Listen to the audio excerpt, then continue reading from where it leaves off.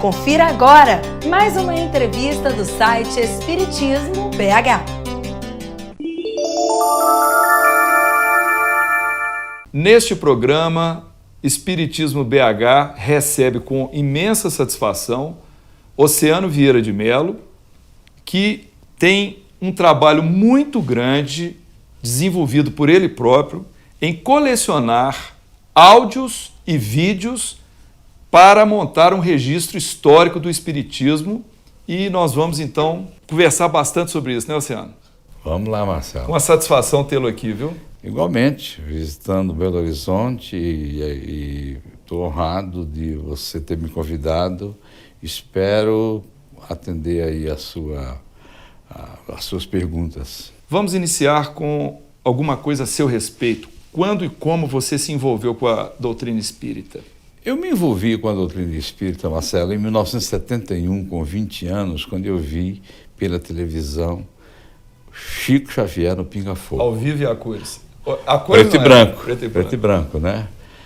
Ali foi meu primeiro contato, ali foi o meu, assim, a minha descoberta no Espiritismo, mas eu costumo dizer que com 20 anos você não sabe nada, nem quer saber de nada, né? E principalmente a minha geração ali, pós-guerra, do Vietnã, aqueles protestos todos, sabe? Eu estava em plena adolescência, né? Mas aí continuei minha vida e logicamente, com o tempo, 8 anos depois, eu comecei a frequentar uma casa espírita em Campinas, na casa do Dr. Mário Tamacia, eu e minha esposa, Sônia. E 2 semanas depois, ele recomendou que nós fôssemos assistir a palestra de um baiano que visitava Campinas, no Centro Espírita Allan Kardec. Esse baiano era Divaldo Pereira Franco. E eu me encantei, ou seja, eu já gostava de frequentar as sessões de estudos mediúnicos na casa de Mário Tamacia. E quando vi o Divaldo, com aquele vozeirão todo, falando de Jesus, reencarnação, vida depois da morte, perfeito, me enquadrei e começamos a estudar, mais um estudo assim de aprendizado, de convivência no meio espírita, né? Como toda pessoa que chega e aos pouquinhos vai evoluindo. Não houve envolvimento nenhum, eu apenas me aproveitei dos ensinamentos do Espiritismo. Durante esse período eu ia vendo o Chico Xavier na televisão e ficava assim, agradecido a Deus por ver aquele homem tão bondoso, que só ensinava o bem, a paz, o amor, e isso foi me modificando, né? Consequentemente, meus filhos foram nascendo e eu tentando passar isso para os meus filhos. Até que em 2004, eu procurei a Federação Espírita Brasileira a gente já estava envolvido com audiovisual, eu procurei a Federação Espírita Brasileira para fazer com que um filme que eles tinham produzido em 96, Espiritismo de Kardec aos dias de hoje, fosse disponibilizado para o público através de uma área que eu entendia que era o DVD. E, logicamente, fui convidado pelo Nestor Mazotti, o presidente da federação, a fazer esse trabalho voluntariamente. Foi quando ele me convidou para a gente participar com outros espíritas do bicentenário de Allan Kardec em Paris. Aí eu comecei a me envolver e percebi que eu deveria me envolver mais. De lá para cá, de 2004 para cá, ou seja, há 8 anos atrás, eu não parei mais e estou assim, me considero um tarefeiro da doutrina. Digamos que você uniu o seu interesse pela doutrina com o conhecimento profissional que você já tinha, né? Pois é, aí esse idealismo foi crescendo, fui me envolvendo e eu sempre tive eu sou editor de revista, eu sou um jornalista daqueles antigos, né? A sobrevivência me fez a ser um jornalista, um editor, e isso fez com que eu procurasse esse lado jornalístico para fazer o meu trabalho dentro do Espiritismo. Até que cheguei recentemente, como eu trabalho com cinema, com distribuição de cinema no Brasil, eu me envolvi e gostei muito de produzir e dirigir filmes biográficos espíritas. Então fizemos aí o Olho Passanufo, Divaldo Franco, fizemos o Chico Xavier, fizemos o Pietro Baldi, a vida do Pietro Baldi, e estamos produzindo mais 3 documentários, que é o que eu gosto de fazer. E por que você considera importante preservar um acervo histórico de imagem de som do espiritismo do Brasil? Marcelo, nós espíritas recebemos uma enxurrada de coisas boas dos pioneiros do espiritismo, desde a segunda metade do século XIX, o século XX, né? Nós tivemos aí o Martins Peralva, Canuto Abreu, Clóvis Tavares, Manuel Quintão. Esses homens deixaram para nós livros notáveis que a gente não deve, em hipótese alguma, desprezar como consulta, como estudo, que é um acervo maravilhoso. Durante esse período, esses homens notáveis não tiveram acesso à preservação da memória no audiovisual, pouquíssima coisa. César Burnier filmou Chico Xavier no final dos anos 40, em Pedro Leopoldo. Nos anos 50, Lauro Michelin, que criou o ID de Araras, filmou Chico Xavier. Enfim, foram surgindo. E aquilo lá foram feitos, mas eles apenas filmaram, não disponibilizaram. Tinha dificuldade técnica, tinha dificuldade financeira, dificuldade de tempo. Só que hoje, com as novas tecnologias, tudo isso é fácil, não é difícil, é só ter interesse. Quer dizer, naquela época não tinha preocupação de distribuição, de divulgação. Não tinha. Era mais para uma coisa pessoal. Né? E eu adoro essa parte audiovisual, eu sou um fã de rádio, adoro ouvir rádio, até mais do que televisão. Sou um fã de cinema, eu vendia balas no cinema na minha cidadezinha quando eu tinha 6 anos de idade, para assistir o filme. Então eu estou ligado à arte cinematográfica e eu devo muito ao espiritismo. E eu acho que o espiritismo tem muito a ver com a arte, com o cinema, você entendeu? Me dói muito ver as pessoas confundirem uma coisa com outra. Então eu me senti na obrigação de tentar devolver um pouquinho do que eu recebi da doutrina espírita. Então nos conta um pouco a respeito do começo das suas iniciativas para colecionar esses registros históricos. Marcelo, o primeiro, vamos dizer assim, o primeiro filme importante que nós resgatamos foi o Joelma, 23º Andar, que é o primeiro filme espírita do mundo, onde Chico Xavier participa e é baseado numa obra psicografada pelo Chico, que é um caso do livro Somos 6. Você podia, só para os internautas se situarem, explicar o que foi esse Joelma, qual foi esse acontecimento no Joelma, o que é o Joelma, que era um edifício de São Paulo. Né? É um edifício de São Paulo que, no início dos anos 70, ele pegou fogo e morreram quase 200 pessoas nesse incêndio. E uma das mães de uma das vítimas do Joelma procura Chico Xavier e ela passa a receber cartas da filha, um livro chamado Somos 6, do Grupo Espírita Emanuel de São Bernardo do Campo, e foi adaptado para o cinema em 1978. Esse filme é o primeiro filme espírita do mundo, 100% espírita. Ele passou muito no cinema, foi um sucesso de bilheteria, mas ali acabou, morreu a carreira do filme. Com a tecnologia DVD, a digitalização, nós restauramos o filme, procuramos a família do produtor, compramos os direitos universais do filme e disponibilizamos na Versátil, que é o local onde a gente trabalha. E o que eu gosto de fazer é aquilo que eu gosto na doutrina, no audiovisual, é disponibilizar para as pessoas. Eu não quero ficar só para mim, entendeu? Eu fico feliz. Você quer compartilhar? De compartilhar. Né? As pessoas têm acesso. E hoje a gente, inclusive, está colocando esses filmes na televisão. É verdade. Olha que maravilha. Cada TV a vez mais. cabo, não é só na TV espírita, é na TV normal, porque é um documento histórico. Pinga Fogo é um documento jornalístico. Foi um programa jornalístico. Então, o nosso objetivo... Inclusive de uma época que não tinha a mesma condição que tem hoje de videotape, de transmissão simultânea para vários lugares. Não tem. Tinha um videotape muito precário, mas a transmissão simultânea, o armazenamento digital, nada disso existia. E hoje Porque, se não me engano, desculpa te interromper, acho que o tape do Pinga Fogo, ele foi enviado para emissoras de outros estados. Exato, e era grande, pesava cerca de 8 quilos. Meia hora de programa pesava cerca de 8 quilos um carretel. Hoje em dia você coloca isso num pendrive, 1000 vezes mais no pendrive. Quer dizer, seria uma covardia de minha parte, um assunto no qual eu amo, né, que é a tecnologia digital, que é o audiovisual, o cinema, a sétima arte, junto com a doutrina espírita, que é a minha vida, que é, juntamente com a minha família, eu acho que é a coisa mais bela que Deus me deu, é a minha família e a doutrina espírita. Oceano, em quais projetos você já se envolveu em suas pesquisas? O que você já conseguiu colecionar, publicar, promover ou divulgar?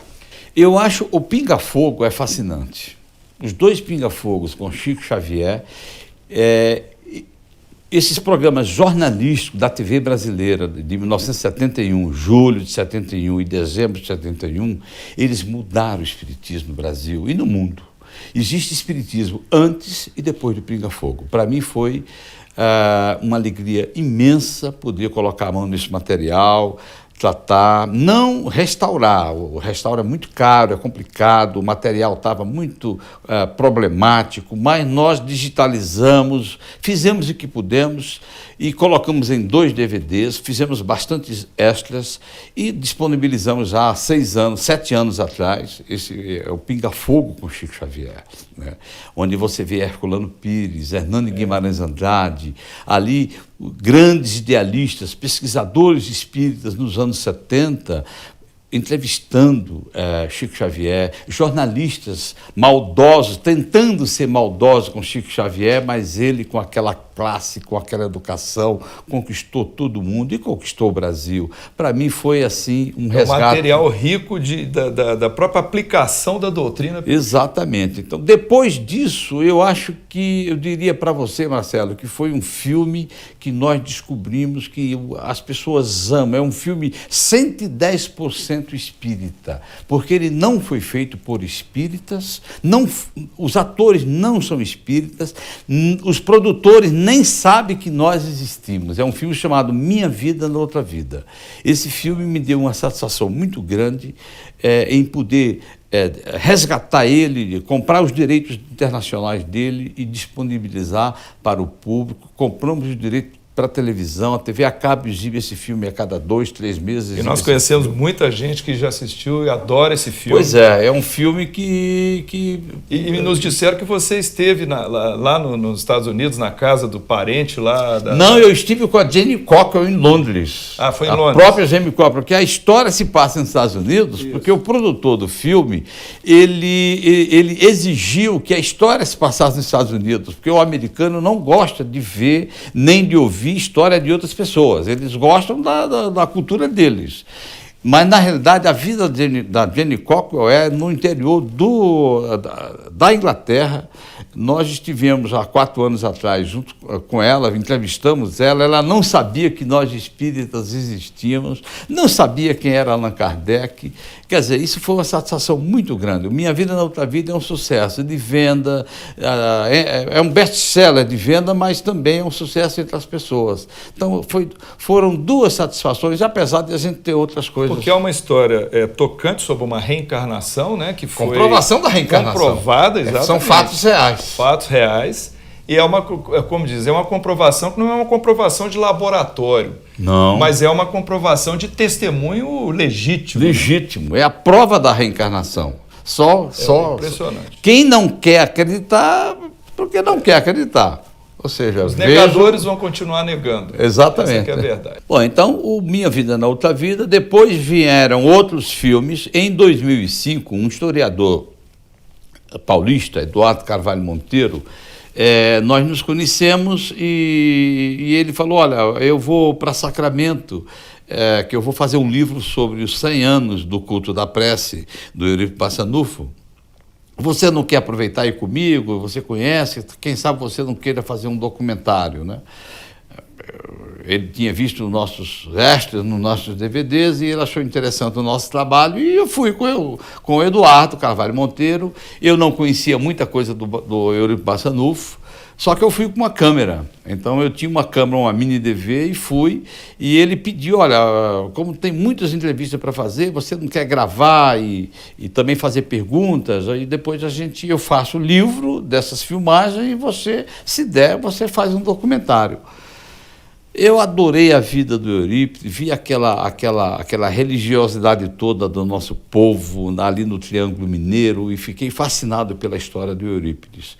Juntamos cerca de 30 horas de gravação e o Eduardo fez uma compilagem das gravações e fez o livro em comemoração aos 100 anos do culto das 9 horas, lá Então, que hoje é a Igorina. 30 horas de gravação com uma câmera só? Com uma câmera só.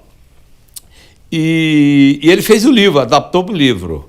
E eu sabia que em 2007, ou seja, 2 anos depois, o Colégio Allan Kardec faria 100 anos. Então eu me preparei para fazer um documentário sobre os 100 anos de Eurico Barçanufo, né? Então a gente fez o Eurico Barçanufo, Educador em Médio. Esse filme ele é exibido, por sinal, hoje está exibindo no canal Brasil 66, exibiu no dia 3, eles vão exibir 12 vezes, cerca de 1 milhão de assinantes vão ter acesso, vão ter direito de assistir esse filme.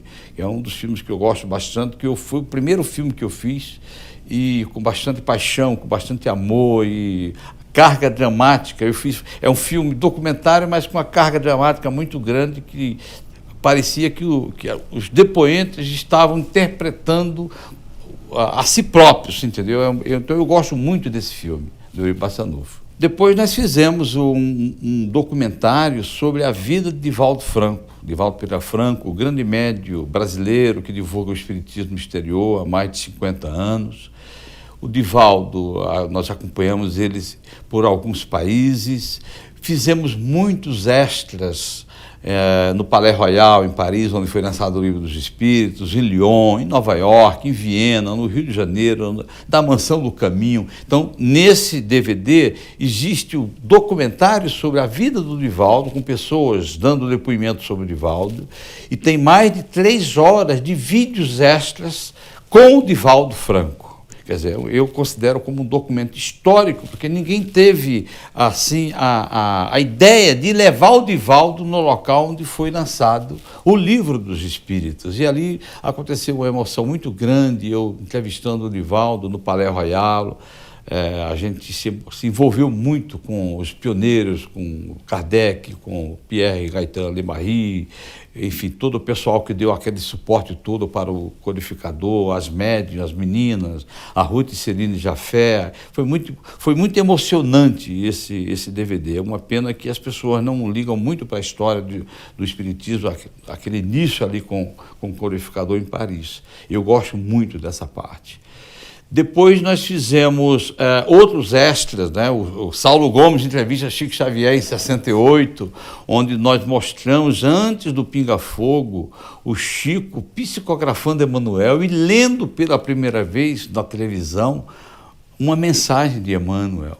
Quer dizer, aquela simplicidade do grande médium diante das câmeras. Isso em 1968, o mundo pegando fogo e aquela paz, aquelas coisa linda do Chico. Então, às vezes a imagem não está boa, né? Com o decorrer do tempo, houve perda, né, do aquela material. perda, mas fica mais histórico ainda. Entendeu? E a gente, ou seja, cada 3, 4 meses tem alguma coisa nova. Quer saber o que tem de novo? Nós vamos falar do novo daqui a pouco, mas antes eu quero que você fale, por exemplo, sobre as gravações. Eu me recordo que estivemos com você uns anos atrás na casa do nosso querido Arnaldo Rocha. Isso. E você deu um show lá com as gravações do Clóvis Tavares. Então conta sobre isso. Tem aí, tá no Instruções Psicofônicas, tem coisa lá dentro. Conta aí para nós. Como é que você resgatou isso? De onde que veio esse material? A família de Clóvis Tavares, eu tenho uma ligação, eu creio que tenho uma ligação espiritual com ela, porque eu tenho assim, uma afinidade muito grande com o Clóvis, sabe? Não sei se a obra dele que eu estudo ainda, ela causa um impacto muito grande em mim. E então eu me envolvi com a família do Clóvis Tavares. E eles vendo que nossa ideia é resgatar, é disponibilizar, um dia o Dr. Flávio Mussa Tavares, filho do Clóvis, me entregou uma bolsa plástica com cerca de 15 carretéis de rolo, aqueles gravadores de rolo dos anos 40 e 50, que foram gravadas na Escola Jesus Cristo em Campos, nos anos 50. E naquela época as gravações eram muito rápidas, né? Quer dizer, se você for ouvir hoje no gravador de hoje, você não consegue ouvir. E eu trouxe essas gravações para São Paulo. Quando nós colocamos no gravador, a gente descobriu várias gravações de palestras do Clóvis em 1954, 55 e 56. Alguém lá da Escola Jesus Cristo gravou as palestras do Estava embutido lá na fita. Estava embutido na fita. Clóvis Tavares, antes dele fazer a prece, antes de fazer a palestra, ele lia um trecho de um livro de Emmanuel. Quando ele não lia um trecho de um livro de Emmanuel, o Chico recebia em Pedro Leopoldo e mandava uma cópia para ele. Então ele dizia, recebido o mês passado em Pedro Leopoldo, pelo médium Francisco Canto Xavier. Ele pegava em primeira mão que a gente só ficou então, sabendo. Quando eu ouvi isso daí, para mim foi um documento histórico, o grande Clóvis Tavares falando sobre Chico, sobre Emmanuel, o amor dele, como eu tenho também pelo Emmanuel. Fiquei fascinado por isso. Descobrimos, inclusive, que tinha algumas mensagens do Chico inéditas, nunca tinham sido publicadas, nem no Reformador, nem em nenhum outro livro. E aquilo lá nós fomos restaurando, fomos guardando, fomos verificando o que fazer com aquilo. Claro que nós vamos disponibilizar todo esse material, mas em especial duas dessas, são cerca de 15 horas de gravação, mas em especial duas mensagens de Emmanuel, uma que consta no Instruções Psicofônicas, que a gente não tem a gravação de instruções, porque foram apagadas.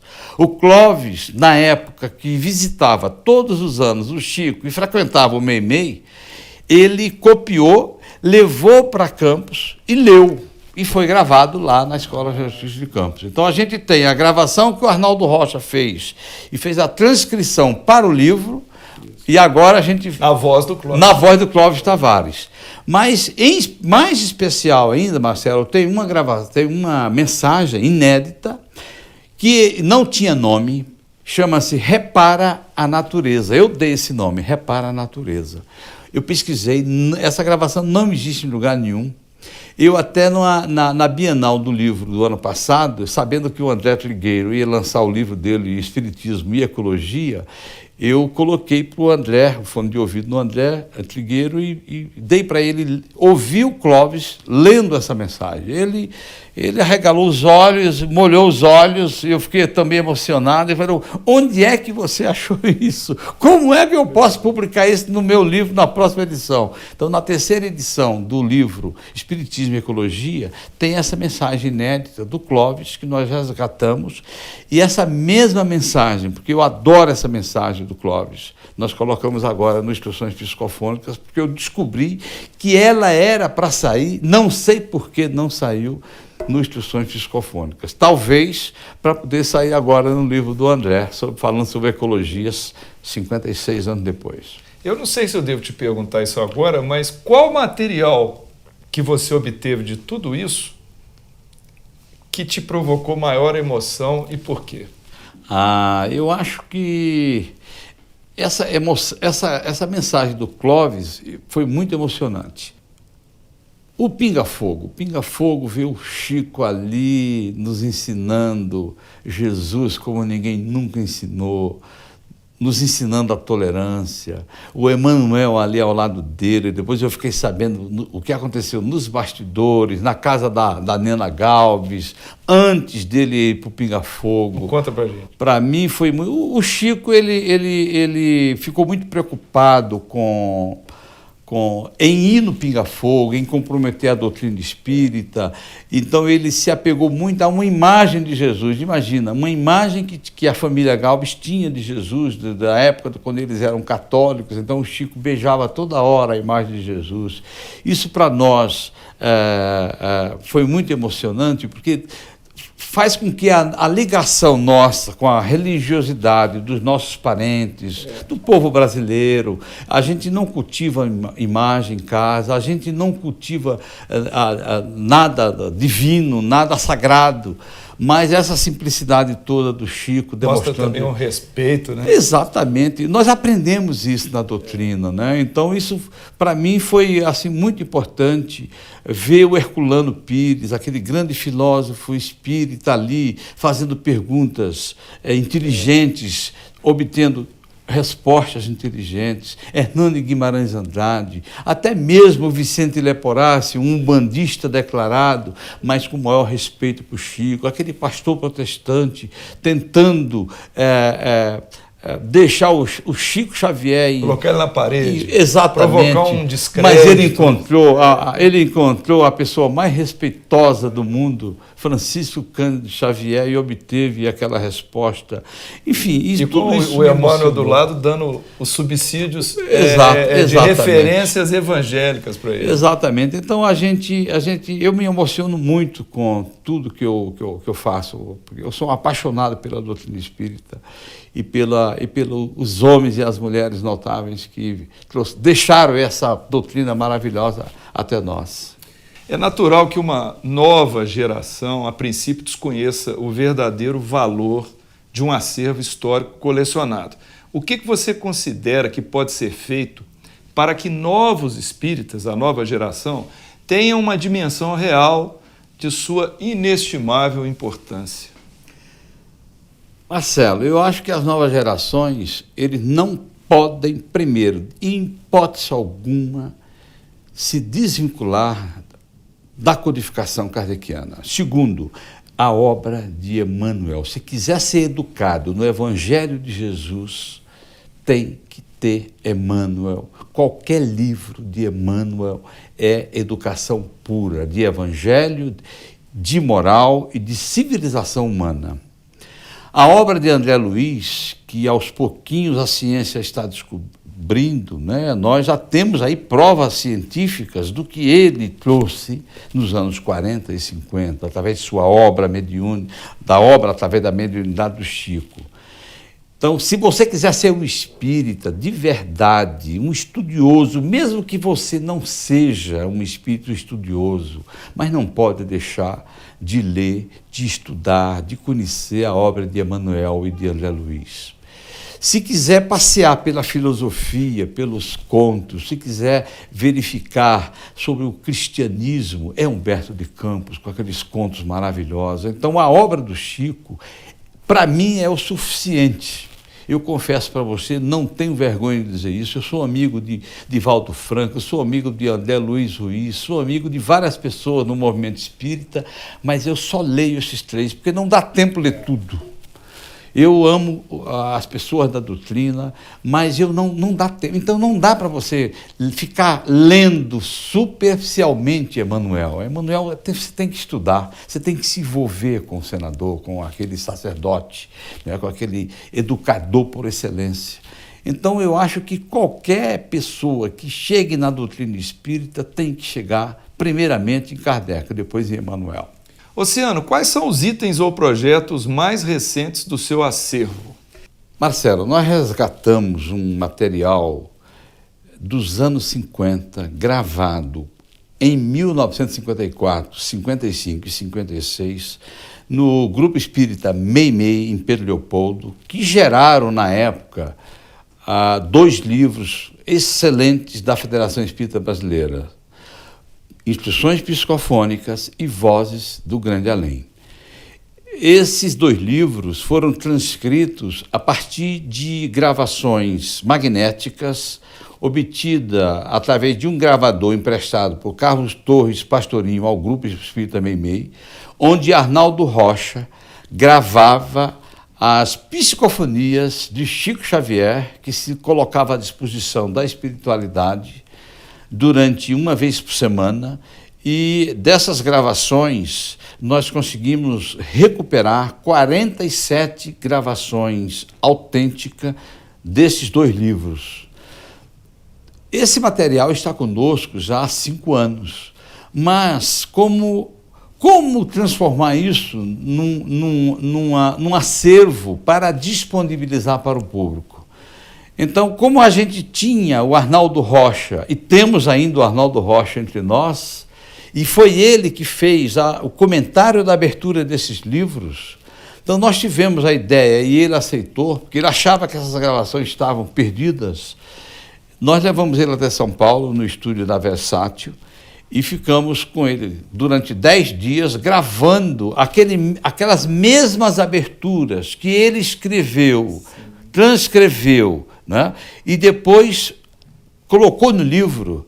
Ele faz diante das câmeras. Só fazendo uma parte para os nossos internautas, na entrevista que nós fizemos aqui com o Arnaldo Rocha, ele menciona essa experiência dele lá com o Chico naquela época.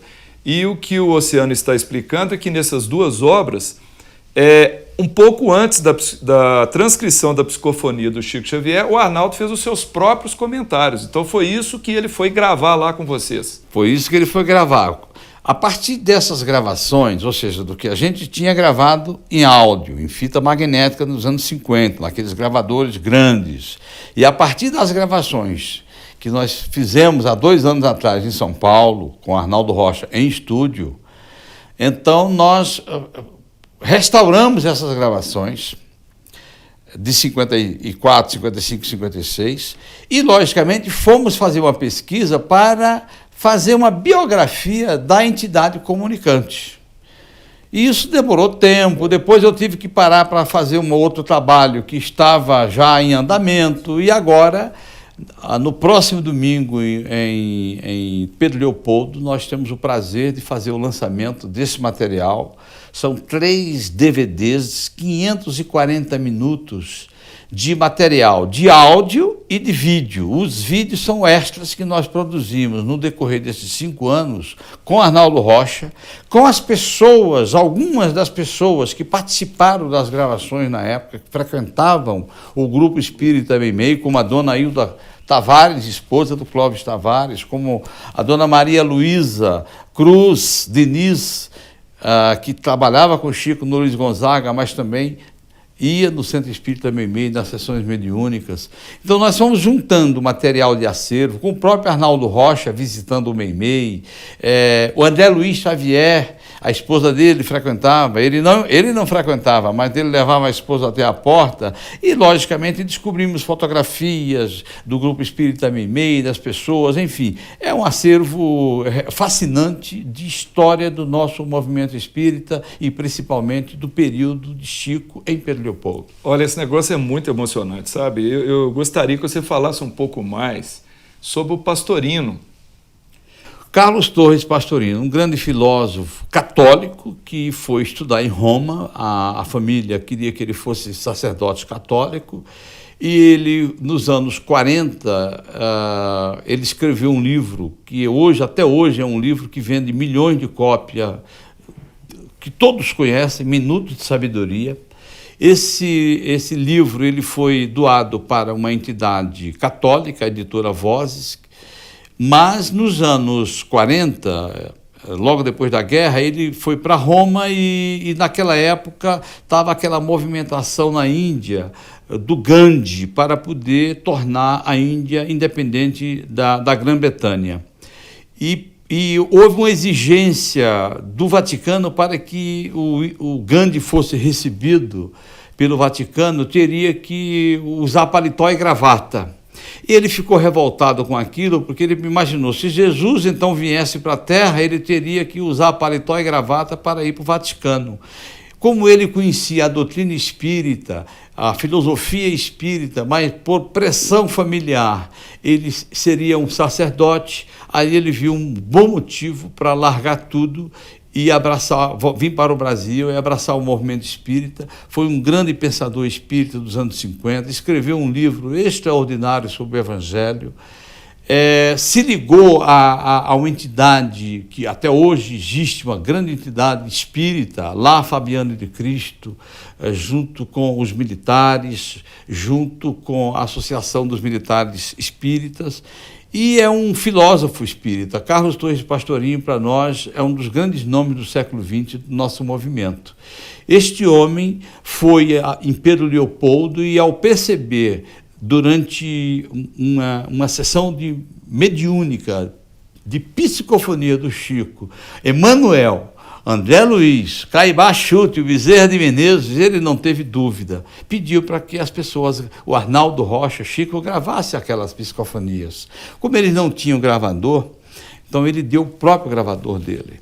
Aí, então, começaram as gravações através... E dicas de passagem, naquela época um gravador era algo caríssimo, né? Era caríssimo, raro, Marcelo, cara. raríssimo. A fita, a gravação, enfim, era tudo difícil. E essas gravações que nós recuperamos e estamos disponibilizamos para as pessoas a partir de 1º de agosto, nas lojas, nas livrarias. São 546 minutos que eu considero todos eles históricos. E só mais um detalhe ainda sobre esse trabalho, é dizer que o período de psicofonias do Chico, ele foi uma fase curta na história mediúnica do Chico. O negócio dele era a psicografia, né? Psicografia. A missão dele era psicográfica. Exatamente. O Emmanuel, que todos nós sabemos, coordenou todo esse trabalho do Chico. A partir dos anos 60, quando ele vai para Uberaba, ele começou a atender as mães, e a mediunidade do Chico foi dirigida mais para a psicografia consoladora, no caso das mães, e logicamente para os livros que continuaram, graças a Deus, a sair pelas aquelas mãos abençoadas. Agora você prossegue contando as outras novidades, né, do seu envolvimento aí nos projetos atuais e também nos futuros. Marcelo, nós estamos lançando agora em agosto um filme baseado numa obra de André Luiz, psicografado por Chico Xavier, e A Vida Continua. É um filme de longa-metragem, nós demoramos 2 anos e meio, quase 3 anos para fazer esse filme. Eu, como produtor, eu não gosto, nem sei dirigir filme de ficção. A minha praia, vamos dizer assim, é o documentário. Mas fui convidado pelo Nestor Mazzotti para coordenar e produzir um filme para a Federação Espírita Brasileira, que é A Vida Continua, e eu e o Paulo Figueiredo, o ator, diretor de novelas, uma pessoa extremamente dedicada à doutrina espírita e à sua profissão de ator, nós começamos esse projeto antes do nosso lar, até antes do Chico Xavier, e terminamos no final do ano passado. E esse filme a gente fez questão de fazer ele não só para televisão a cabo, não só para DVD, mas também para colocar no cinema, porque ele ficou tão bom, a história é tão fascinante. A história é ótima, é o último livro da série André Luiz. O último livro da série André Luiz, A Vida no Mundo Espiritual, que nós, no meio do projeto, já filmando, nós decidimos transformar num filme, não um filme para televisão, um telefilme, como nós chamamos, mas num filme para cinema. E agora, em 31 de agosto, esse filme será exibido em 60 salas, talvez 80 salas. Inclusive aqui em Belo Horizonte, nós vamos fazer uma pré-estreia no dia 23, 24, não sei bem a data ainda, de agosto, uma pré-estreia, onde nós temos atores notáveis como Amanda Costa, uma grande atriz do teatro paulistano, que fez recentemente no teatro My Fair Lady. Nós temos a Arlete Montenegro, Ana Rosa, mais uma vez, trabalhando no filme espírita, e o Lima Duarte, que faz um papel especial do Ribas, benfeitor Ribas, não é? Temos o Luiz Bacelli, um ator de teatro, professor de teatro, um ator de televisão, um ator global, por sinal. Temos outros atores, são 16 atores. É um filme extremamente trabalhoso, porque ele envolve aquela história toda, né, que só no final é que você vai sacar ali o fio da meada. O fio da meada. E foi uma grande satisfação, embora deu muito trabalho, mas uma grande satisfação produzir um filme da série André Luiz, do grande espírito que nós tanto amamos. E o futuro? O futuro nós paramos para nos dedicar às instruções psicofônicas e à produção do André Luiz. Nós paramos na metade um documentário sobre Clóvis e Nina, Clóvis Tavares e Nina Aroeira, que vai se chamar Luz na Escola. Por causa da Escola Jesus Cristo, a história dele é fascinante. A história deles é fascinante, de Nina e de Clóvis. Nós estamos fazendo um documentário sobre o Dr. Elias Barbosa, que vai se chamar O Médico e o Médium. E já começamos a captar também, porque as pessoas que conviveram com a Ivone do Amaral Pereira já passaram dos 80 anos, eu tinha que aproveitar meu tempo no Rio, aproveitar pessoas que conviveram com ela, que estão dispostas a dar depoimentos. E já estamos fazendo também um documentário sobre a grande médium brasileira Ivone do Amaral Pereira. Então, até o final de 2013, nós teremos mais 3 documentários. Eu saio da ficção, não é a minha praia, embora a vida continua, ficou excepcional, mas não tem assim, nada meu, é tudo Paulo Figueiredo, nós apenas ficamos junto com ele, coordenamos junto com a minha esposa, a Sônia, e a equipe que nós montamos, mas a minha praia é o documentário, é o que eu gosto de fazer. Então eu devo fazer não, se Deus quiser, a espiritualidade vai me ajudar a concluir pelo menos esses 3 filmes, e depois tem outros projetos também, e a gente tem muita coisa aí para deixar para as futuras gerações sobre a nossa fé, que tantos nos consola, e os grandes pioneiros que deixaram para nós essa doutrina maravilhosa. Eu, de certa forma, compartilho esse tipo de sentimento com você, porque o trabalho que a gente faz aqui também, nós temos assim, uma visão que ainda há muito por fazer no campo da divulgação, né? Então, assim como você tem essas perspectivas de fazer os seus documentários, né, que vão enriquecer o acervo do conhecimento espírita no Brasil, nós também no Espiritismo BH queremos continuar trazendo novidades dentro dos parâmetros da base do Espiritismo, mas explorando, né, toda essa seara cristã espírita.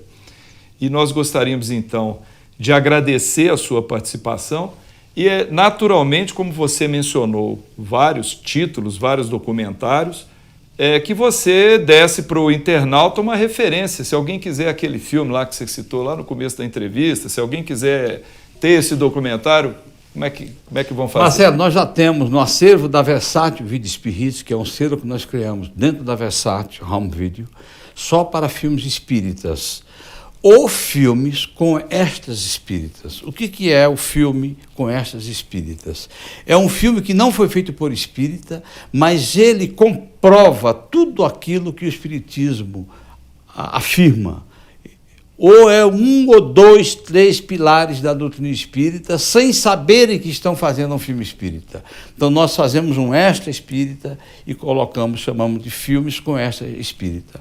Temos 13 filmes 100% espírita, produzidos segundo a ótica kardeciana, seguindo rigorosamente Emmanuel e André Luiz e Ivone do Amaral Pereira. A gente não sai dessa linha, não é pureza doutrinária, ou talvez até seja pureza doutrinária, é o que a gente trabalha com jornalismo, e jornalismo tem que ser fiel ao fato. Então, esses filmes são espíritas. Nós temos hoje 31 DVDs que consideramos essenciais para quem quer preservar e estudar a doutrina espírita. Seja a pessoa particular, seja centro espírita, associação. Nossa ideia não é faturar, nossa ideia é preservar. Isso custa muito caro, preservar, custa muito tempo, e é o que nós nos dedicamos com amor à causa. Claro que nós temos também filmes sobre filosofias, mas aí já é o selo da Versátil Home Video. Nós temos filmes sobre educação, todo ele baseado na moral cristã, na moral evangélica, que não agrida as pessoas, são filmes de arte. Esses filmes são da Versátil Home Video. Todos os nossos filmes as pessoas podem encontrar nas grandes livrarias brasileiras, Cultura, Saraiva, Siciliano. Algumas casas espíritas já descobriram nossos DVDs, então eles trabalham com nossos DVDs. Outras não têm a preocupação de pesquisar e ter lá disponível para disponibilizar para o público. Nós não nos ofendemos. Eu creio que tudo tem seu tempo. E eu fico contente de saber que a gente vende mais os DVDs espíritas nas lojas não espíritas do que nas livrarias espíritas. É uma questão de tempo. O importante é que nós estamos deixando para as futuras gerações todo esse material preservado para que eles saibam que nós fomos da era Francisco Cândido Xavier. Só mais um último detalhe. Você também já trouxe aqui para Belo Horizonte uma galeria de pinturas, de fotos, não foi isso? Marcelo, em 2008, 2 anos antes de completar Chico Xavier 100 anos, né, nós tivemos uma ideia de montar alguma coisa, um quadro. Aí começamos com um quadro, ficou muito bem feito. Eu gostei muito, que era um quadro de Allan Kardec, um pintor amigo, e ficou perfeito. Aí ele falou, você tem mais alguma coisa para fazer? Eu fui me envolvendo. Então leva esse daqui, dei uma referência para ele. Quando ele foi fazendo o 3º ou 4º, aí eu pensei, espera aí, nós temos aí os 100 anos do Chico, então vamos contar a história do Chico Xavier, desde o primeiro contato com ele, com a mãezinha dele, até a desencarnação dele, até Pedro Leopoldo, vamos dizer assim, mas o período Pedro Leopoldo, não até a desencarnação. E nisso fomos montando o óleo sob tela. Quando a gente percebeu, nós estávamos com 38 telas. Aí veio a ideia de fazer uma exposição de arte sobre a vida do Chico, lá no Luiz Gonzaga. Depois nós trouxemos para Belo Horizonte, aqui no Palácio das Artes. Tivemos 6.000 visitantes. Foi a maior frequência num período de 15 dias. O Palácio das Artes ficou assim, maravilhado com tanta gente que pediu para que nós prolongássemos por mais uma semana. Era tudo o que a gente queria, então para mim foi uma satisfação muito grande ser o curador dessa mostra. Essa mostra ela permanece no Centro Espírita Luiz Gonzaga, foi construído um anexo ao Centro Espírita Luiz Gonzaga, onde foi transformado o memorial do Centro Espírita Luiz Gonzaga. Essa mostra hoje ela é uma mostra permanente e provavelmente o ano que vem a gente vai inaugurar o Museu Espírita de São Paulo com essa mostra. Bom, agora a sua despedida nessa entrevista e com o nosso agradecimento, né? Nós que agradecemos. Eu, de vez em quando, eu tenho um tempinho e vejo o Espiritismo BH, lá de São Paulo. Às vezes eu estou viajando e vejo pela internet. Enfim, eu sou fã do programa, você traz uns convidados bastante interessantes. Não sei se eu atendi às suas expectativas, Marcelo. Com certeza. Mas eu sou bastante entusiasmado para falar da doutrina espírita. Peço perdão ao telespectador se eu me excedi, mas eu sou assim mesmo quando falo de espiritismo. Não, o seu entusiasmo cativa, né, o internauta, é o contrário. Obrigado, Marcelo. Tá bom, muito obrigado, viu, Oceano? Esperamos que você tenha gostado deste vídeo. Deixe a sua opinião em nosso site